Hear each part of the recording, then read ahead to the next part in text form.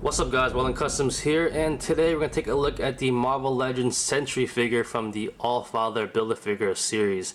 Now this has been out for a while, so we get straight to the point. For accessories, he does come with the Odin arms right here, which is pretty cool. Put that aside. And looking at the figure itself, by itself, is definitely a great looking figure, really cool, very menacing. I have to say the best part in my opinion is probably the head sculpt. Definitely looks pretty cool. But going down to the rest of the body, you know, he has that real basic costume right there. This is actually the second Sentry figure we have gotten from the Marvel Legends series, one from Toy Biz, of course. But looking at the costume itself, it's pretty self-explanatory, really basic, a yellow costume, some blue here and there. I'm pretty sure Hasbro did not have a hard time making this. There is some shading in random parts, maybe, I don't know if the camera will pick it up, but right here in the arms, a little dark shading, maybe in the chest as well. Not bad, pretty decent. But like I said, it's a pretty simple costume they had to work with. Not that bad QC problems, maybe here in the corner. Get focused, there you go. Right there, but it's very minimal. But like I said, it's a standard to have QC problems now when it comes to Marvel Legends. Looking at his belt, the belt is pretty nice as well. I like how they actually made this. There is some QC problems on mine though, in the corner over here. Maybe we can zoom in a little bit more and see that. Not horrible. From far away you won't notice it, but when you kind of examine it up close, you definitely see the paint bleeding on the white over there.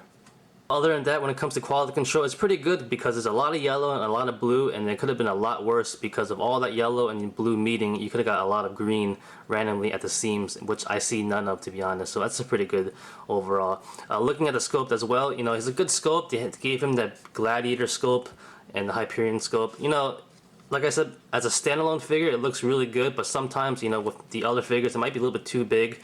Sentry is only supposed to be like 6 feet tall, 195 pounds, according to the Marvel website. I know some comics might have made him a little bit bigger, maybe a little bit smaller, but I never really pictured him in my mind as a really big guy. So, I mean, like I said before, standalone figure, he looks pretty good. I think he looks really menacing. I think the body sculpt is really fitting for him, but when he comes to posing with other figures, maybe just a little bit too big in my opinion. Taking a look at the cape in the back, you can see it's clipped on in one of the peg holes. It's not that bad, especially looking at the front view. On the side view and the back view, it's okay, but the one thing I do like about it is that you kind of twist it a little bit, just to get some nice different angles, which is pretty cool.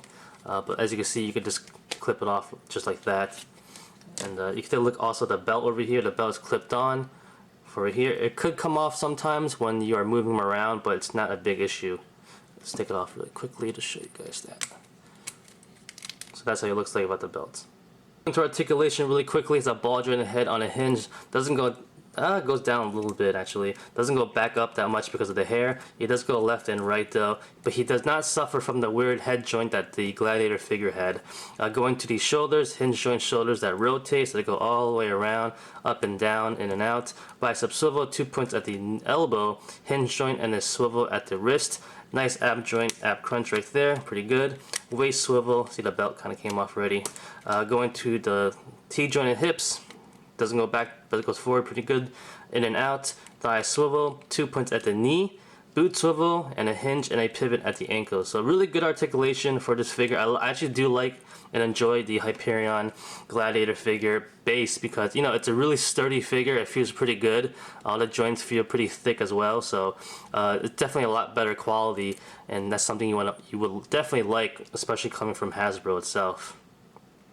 So as you saw before, the belt did come off and I was kind of twisting the waist. You know, it's not a big issue, but it does happen. Maybe I might just permanently super glue it in. So that's something to look out for. Alright guys, here is the great debate. Here is the old Sentry figure from Toy Biz with the new one. As you can see, a huge size difference right there. And in my opinion, this is just my opinion, you know, when I read the comics back in the day, even the current ones, you know, I never really saw Sentry as being a really big guy. According to the Marvel website, he is only 6 feet tall, 195. So in my opinion, I think this one is a more appropriate size for Sentry. But don't get me wrong, I do think this one looks a lot better. When it comes to the color scheme, the costume, the look, I think this is a lot better. It's just that this body they used is not appropriate in my opinion.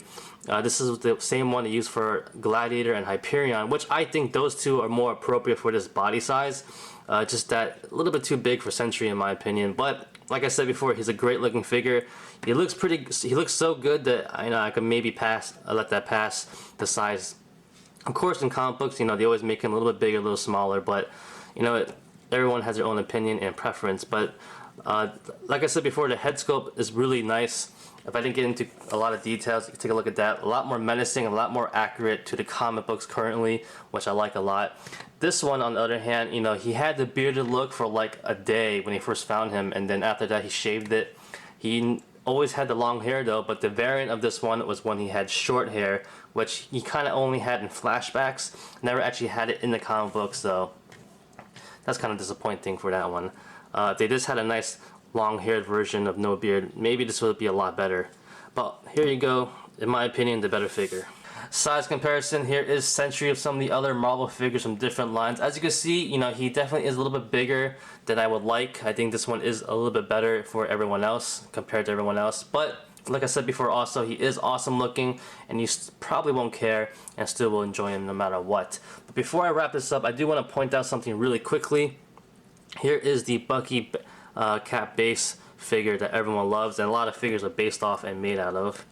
Right here you'll put Sentry, and basically the Sentry base is used for Gladiator, Hyperion, Luke Cage, the big guys. And in the middle right here we're gonna put Drax the Destroyer. And I want to point out that this is actually a good base that isn't used a lot. This would be if anything, this would be a small, this would be a medium, this would be a large.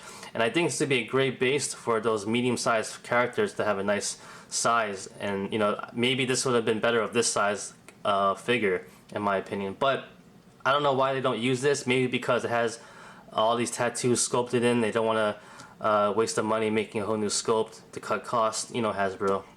So that's something I just noticed doing this review right now. But I do think this is a nice medium-sized base between all three of these that they should be using. So other than that, guys, that's about it. Thanks for watching. Like always, comment, criticize, subscribe, do whatever you want to pay attention.